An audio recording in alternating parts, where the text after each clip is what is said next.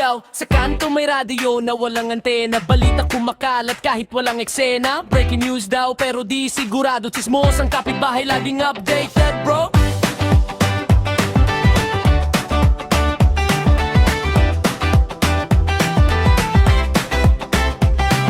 Umaga pa lang nakaabang na sa bintana, lahat ng galaw parang may kamera. Simpleng usapan nagiging teleserye, pagdating sa kwento may dagdag palagi. Sabi ko lang naman, sabay kindat pa, pero buong barangay alam na bigla. Munting balita nagiging alamat, pag umikot na sa kanya automatic kala.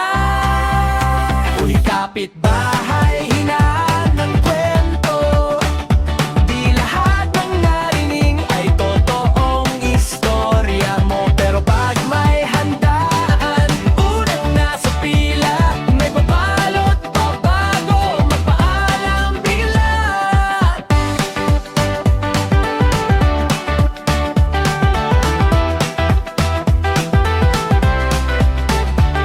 May radar sa amoy ng bagong luto, kahit di invited alam ang schedule mo. Napadaan lang pero may dalang plato, pag uwi may take out, busog na busog pa to. Sa chismis mabilis parang wifi signal, pero sa hugasan biglang nawawala. Tawa na lang kahit minsan nakakaasar, kasi sa totoo pati rin ang lugar. Uy kapitbahay, hinaan ng kwento, di lahat ng narinig ay totoong istorya mo. Pero pag may handaan, unang nasa pila, may babalot pa bago magpaalam bigla.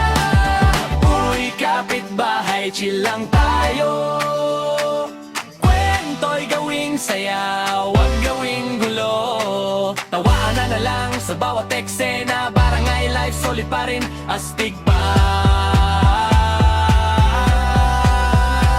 Kaya kung may balita, doblehin ang isip, hindi lahat ng sabi ay dapat ipilit. Respeto at tawa ang tunay na bida, para mas masaya ang samahan